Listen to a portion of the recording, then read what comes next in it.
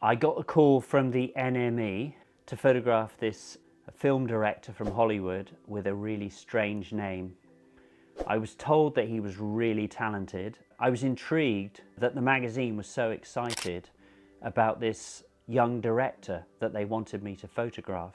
I turned up at the offices of the PR, which was right in the centre of London, around Trafalgar Square, and there he was, this sort of gangly, interesting American director.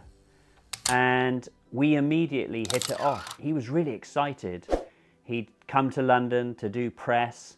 His new film had garnered all these great reviews and everyone was really excited about it. I remember him telling me that he'd been summoned by Madonna, who wanted to meet him. And that was when Madonna was like huge. I guess she's always been huge. So I didn't really ask him about the film. I just wandered around the immediate area, which was Trafalgar Square. I was just messing around and we decided that he would climb up onto the lions. We took a few pictures. It wasn't my best shoot. It was just 17 frames, 17 releases of the shutter. That's all I took. I spent the rest of the time just wandering around, talking about films, talking about which films we liked. Belle de Jour, Taxi Driver, Mean Streets. We spent the whole time in a reverie just discussing our love of cinema, and it turned out he told me that he used to work in a video shop, so his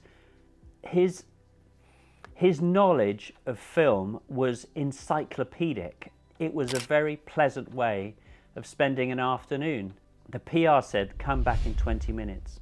It was clear that he was hot property and they had to do other interviews that day. We wandered around the West End of London for, I think, probably about an hour and a half. And when we got back, the PR was furious. I think he was able to sort of tell her that I was all right and it was an honest mistake, and she calmed down. As I was leaving, she suggested that I go and see the film that he was promoting, his debut film that he directed. I thought, why not?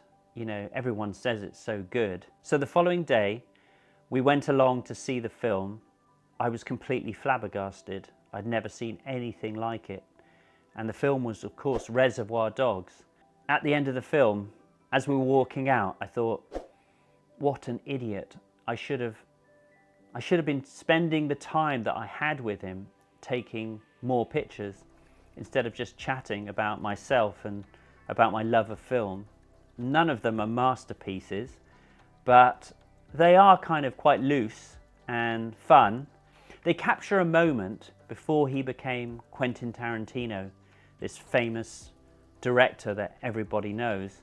At that point, he was still slightly anonymous. So I don't really have any regrets. I should have taken more pictures. It's nice to have photographed him before the huge tsunami of fame engulfed him.